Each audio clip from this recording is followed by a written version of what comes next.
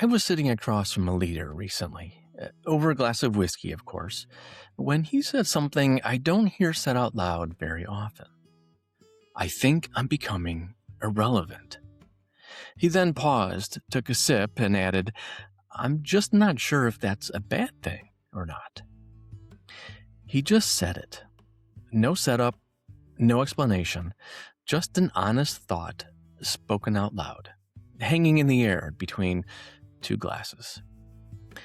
I've sat at this table with a lot of leaders lately, and over the past few years, I've heard versions of that same statement over and over.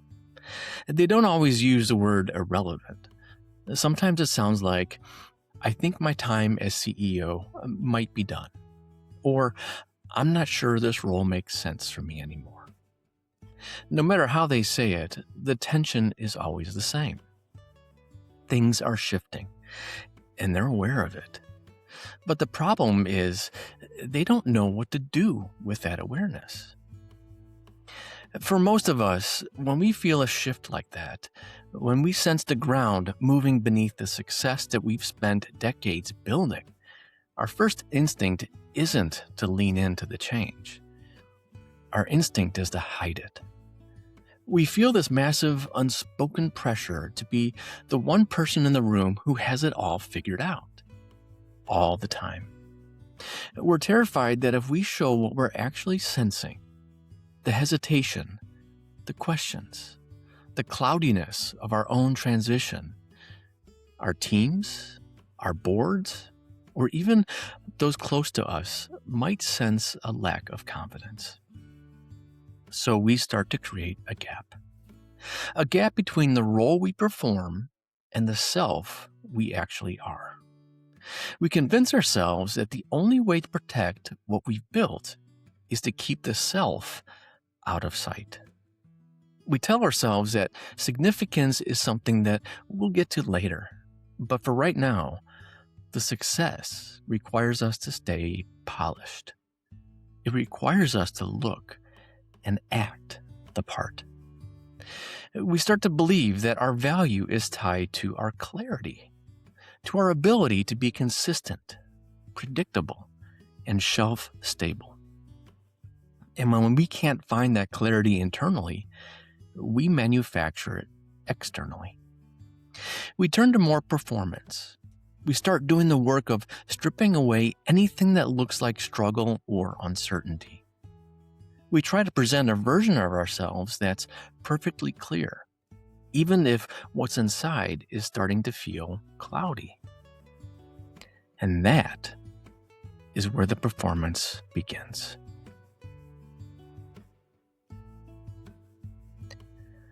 I recognize the look in his eyes immediately, and because I've lived that performance too.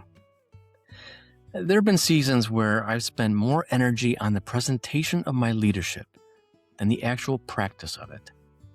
Seasons where the gap between what I was feeling and what I was showing was costing me everything. I've had those mornings, and maybe you've had them too, where I've sat in my car before a meeting and literally rehearsed my answers. Not because I didn't know the business, and not because I didn't know what I believed. I rehearsed because I wanted to make sure I sounded certain. I wanted to sound impressive. I would memorize a polished elevator pitch. I would intentionally smooth out the pauses in my speech because I was terrified that a moment of silence would be interpreted as a moment of hesitation. I even found myself overdressing for casual meetings just to make sure the outward appearance matched the role I thought I was supposed to play. I wasn't trying to be dishonest. I was trying to overcome the internal haze of my own transitions. I was trying to manage the imposter syndrome that whispers, "You're not actually what people see." I thought that if I could keep what others see perfectly clear, then I could keep the fear of irrelevance at bay. We tend to do this because we believe our value is tied to clarity. We think that the clearer we are, the more trustworthy we are. So we work overtime to strip away the cloudy bits of our humanity. We hide the fatigue, we mask the questions, and we edit out the very things that actually make us uniquely us. We're so busy trying to be impressive that we've forgotten how to be present. And yet, looking back on my own journey, the best conversations, the ones that actually built trust, the ones that led to real significance, like the ones with leaders, happened when I finally stopped trying to look the part and simply showed up as myself. But polish feels safer, especially when you're standing at the crossroads between what you built and what you're built for. As whiskey ages, it doesn't just sit idle in a barrel.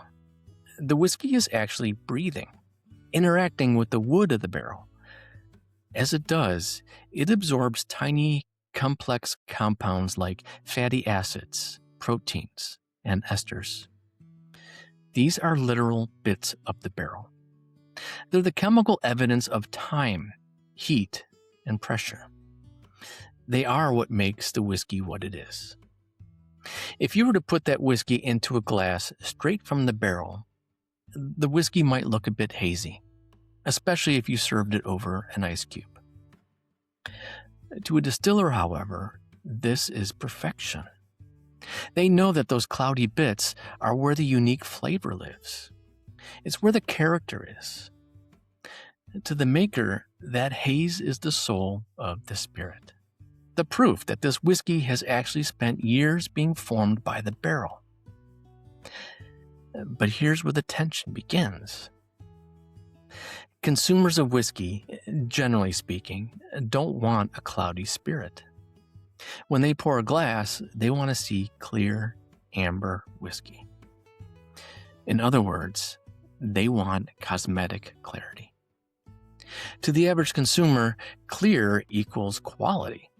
They've been told that if a spirit isn't transparent, it's somehow contaminated or off. They want a product that is predictable, shelf-stable, and visually perfect. So, to meet that expectation, distillers have to perform a massive, expensive intervention known as chill filtering. They drop the temperature of the spirit to just about freezing. This forces the flavorful compounds to clump together so they can be physically stripped away. It's a costly and unnecessary step. It takes time, money, and resources that could be spent on the spirit itself. But the distiller pays that vanity tax because they're afraid that if the consumer sees the real, unfiltered haze of the wood, they won't buy it. Or worse, they'll think the whiskey is inferior. And this is the exact tension we feel when we are seeking more significance in our lives and in our leadership. Our default state, the one that we've acquired through the years of leading, failing, and growing, is textured like the raw whiskey. It's complex. It's seasoned. But as we move from success towards significance, that seasoned state is often at odds with what's expected of a great leader. The consumer in our lives, the board, the marketplace, sometimes even our own circles and families, expects us to be crystal clear. They expect the polished elevator pitch. They expect the certain answer. They expect us to look shelf-stable and consistent, no matter how much the world is changing around us or what's changing inside of us. So we start paying our own vanity tax. We spend our best emotional energy filtering our souls. We strip away the fatty acids of our true convictions. We edit out the esters of our hard-earned intuition because we're afraid that if people see our haze, our questions, our slower pace, our deeper formation, they'll think we've lost our value. In other words, we work hard to remove the very things that give our leadership its character. We're making ourselves clear for people who don't even know what they're missing. And in the process, we're filtering what we were meant to offer. But there is another way. One of my favorite whiskeys is Oak and Eden. One of the things that make them unique is that they include a spire of wood, a small spiral of American oak sitting right inside the bottle. They call this in-bottle finishing. Unlike other spirits that are finished aging in the barrel, filtered, and then bottled, the wood spire inside the Oak and Eden bottle allows the whiskey to keep interacting with the wood, still changing and still steeping.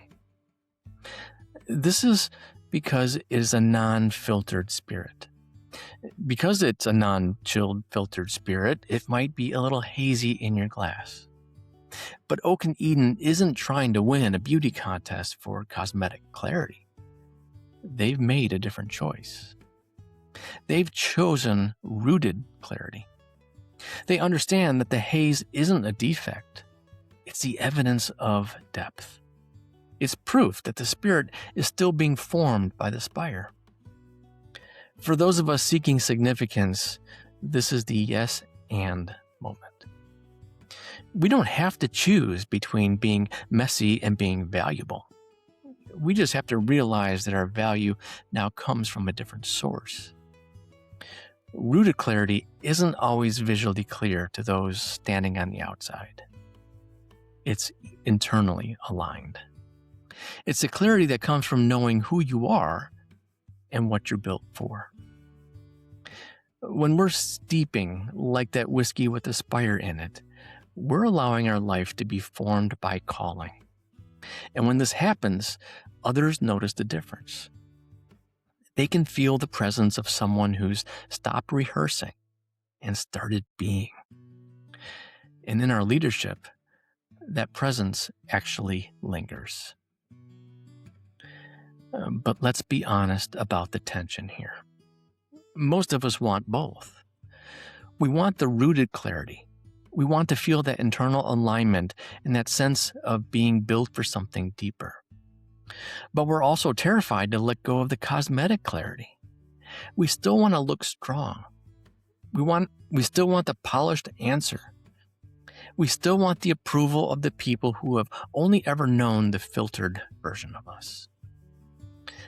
The real tension is that the path to significance requires us to tolerate a little visible evolution. It requires us to let the haze show while we're still in the process of becoming. And that feels like a risk. It feels like that we're inviting people to judge the work before it's finished. But here's what I've learned sitting with leaders inside these discussions. The vanity tax is what keeps you stuck in success. It's the price you pay to stay exactly where you are. It's the energy you spend maintaining a version of yourself that you've already outgrown. If you want to move towards significance, you have to be willing to be non-chill filtered. You have to have the courage to stop filtering out your humanity just to survive someone else's perception. Because when you finally stop trying to be clear, you start becoming substantial. Rooted clarity doesn't come from removing the mess. It comes from staying in the wood. It comes from trusting that the very things you're trying to hide, your questions, your fatigue, your need for a different pace, are the oils and esters that your organization needs right now. They don't need another rehearsed answer. They need a present leader.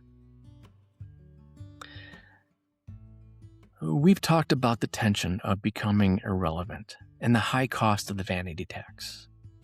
But now comes the discernment part. These are the questions I've shared with leaders, the ones that I've sat with who are feeling this tension. First, where are you paying the vanity tax right now? Where are you spending time and resources working to remove the cloudiness, smoothing out the pauses, rehearsing the certainty and filtering your character just to align with someone else's perception. What is this filtration costing you? And second, do you have the courage to let the haze show while you steep? Significance requires substance, and it requires the weight of your real, unfiltered life. Are you ready to stop managing the clarity of your bottle and start honoring the depth of your spirit? The world is filled with chill, filtered leaders. It needs someone who has stayed in the wood long enough to have something authentic, significant, and that lingers. If you've gone to a whiskey tasting, then you know you write down what you want to remember. Here are my tasting notes from today. Yours might be different. We often misdiagnose the internal shift from success towards significance as a loss of edge or relevance. This fear drives us to pay the vanity tax, the massive emotional cost of chill filtering our leadership to ensure that we look clear, certain, and shelf-stable for those watching us. Haze is not a flaw. It's the evidence that time spent in the barrel. The cloudy bits of your questions, your fatigue, and your evolving pace are where the flavor and soul of your leadership live. Cosmetic clarity. It's the result of filtering. It looks impressive and consistent, but it can leave the spirit thin. It lacks the richness and the lingering character that only comes from being unfiltered. And rooted clarity. That's the in-bottle Spire approach. It's the clarity of a leader who is still steeping, still interacting with the wood of their calling. It may look cloudy to someone looking for a quick answer or shallow leadership, but it has the weight required to linger. If this resonated with you, I encourage you to download the tasting notes from today's conversation at craftedclarity.net/tasting notes.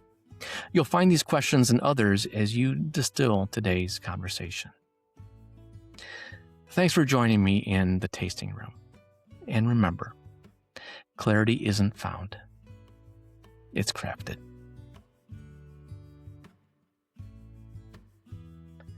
Thanks for listening to Crafted Clarity. If you're a leader wrestling with the tension between success and significance, or if you're trying to align your work with a deeper calling, I'd love to connect with you. If your organization is facing questions about strategy, whether it's alignment, ROI, or building confidence in your team, this is the work we do every day at iBrand.